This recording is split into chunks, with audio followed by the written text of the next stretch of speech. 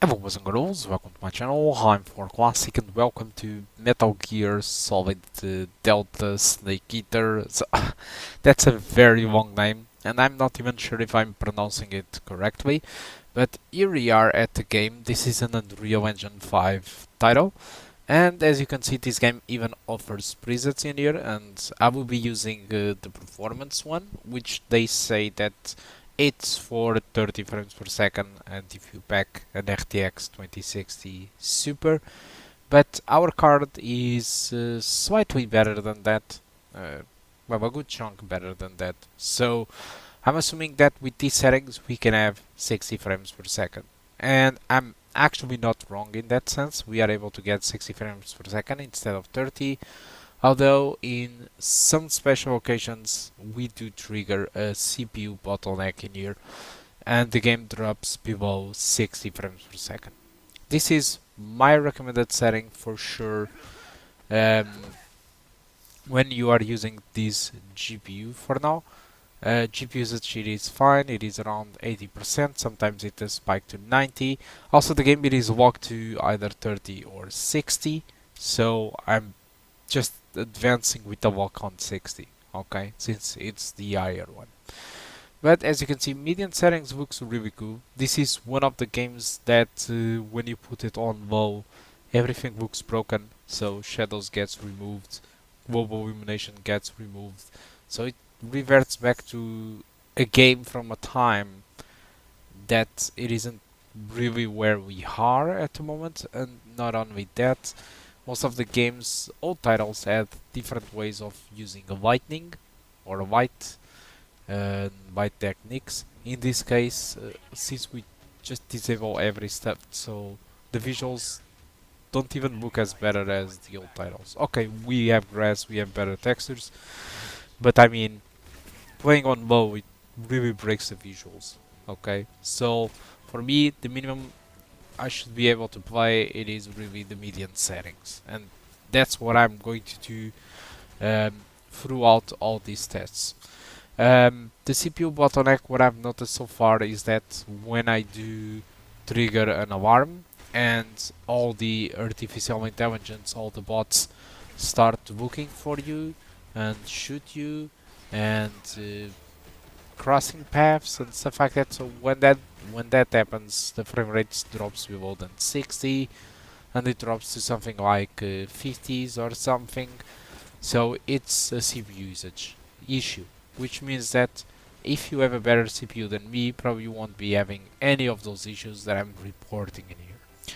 So this was 1080p median settings with performance TSR, and I don't usually mix 1080p with TSR on performance because the internal resolution is really low. Although this was recommended by the game, and it's actually one of my favorites, if not my favorite way to play the game at 60 frames per second. So when I said one of them, it's because I have another. And the other setting that I do have is 1080p median, but instead of using TSR on its performance mode, I'm using what I usually by default used to do, which is when testing a game at 1080p median settings, I always enable like upscaling to the quality mode. And by using this, I'm having mostly the same performance in here as the TSR performance, except that the GPU usage it is higher and it's more easier to have drops below than 60. So essentially that's that. There will be moments where it's easy to drop than 60. This is the area that I'm testing, but until reaching this area, I started the game with the TSR on quality, and I've seen a lot of drops below than 60 in many areas, which got solved by using TSR on its performance mode. Okay, so despite we are here just fine, there are some moments where it isn't really that fine. Another setting that you can try, since TSR performance is really good and TSR quality does have some drops here and there, you can go with TSR on balanced mode. It should offer an experience very close to the TSR performance. Okay, so I talked a little bit about 1440p median. Let me just show you other settings that I did try out. Um, so for the split test on the left I do have 1080p high with TSR on quality mode. This doesn't really differ too much from median, okay? Both quality and performance looks mostly the same, except that, of course, with high settings it's more easier to draw people than 60 than with median. I also tested the game with 1080p high with TSR on native, and this is where I'm starting to see that the majority of the game runs in between 40 to 60, so it should be a nice candidate for a 30 frames per second block. Or if you have a very good variable refresh rate screen, this might be a nice choice, but still I do think it's a better candidate for a block 30. And then you have 1080p maximum settings with TSR on native. Most of the performance is around 30. What I'm afraid is that there are more rivals out there that are more demanding than this, and those maximum settings with TSR on native might be an issue and might start to drop even than 30. So my recommendation for 30, it should really be 1080p high settings with TSR on its native mode. Now let's move on to 1440p. So for some reason on Borderless window the resolution doesn't appear when I do restart the game. And I'm starting off with median settings with TSR Performance, and well, performance is really good. It feels really the same as the 1080p median settings TSR Performance, which is good news. It's obvious that the 1440p it is using more GPU, but it's not really using that much more than playing at 1080p with TSR on its performance mode. So it's quite surprising and it's good news if you have a 1440p screen in that sense. Okay, so let's move on to the split action in here. Okay, so for the split of 1440p, the median settings with TSR on balanced mode, it does drop people than 60, so it's a good candidate if you want to play with a variable refresh rate screen.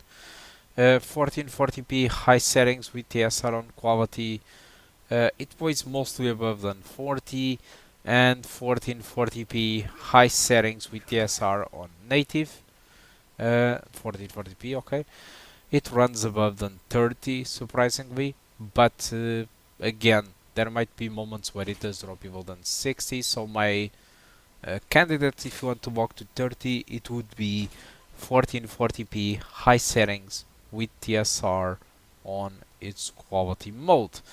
And so to end up the rest of the video, let's move on to 4K. Now 4K, median settings, TSR performance. The performance, it's mostly above than 40 and it can reach like close to 60. So it's a good setting, again, if you have a very good variable refresh rate screen with 4K resolution, or if you want to walk at 30, it seems like a very good idea. Okay, and just for you to have a better idea, my last setting, it will be this one. So here it is, 4K, high settings, TSR on its balanced mode, and it's pretty much about 30, but it does drop even than 30. Okay, so one of the things that did surprise me in Metal Gear Delta Snake Eater is that it's more demanding than the typical Unreal Engine 5 games. Most of the Unreal Engine 5 titles, even the rough ones, I tend to be able to play at median settings, and while using upscaling on quality I do get an experience above than 60, but it's not really the case on this game, which is a little bit more demanding, and I only feel safe from the drops if I use TSR on its performance mode, or in some occasions TSR on its balanced mode. The quality mode, for this case, yeah, it's complicated. Other things that I want to point out is at least this game doesn't suffer from stutter struggle, so there is no stutter on this game, or at least I didn't find one. I haven't found one.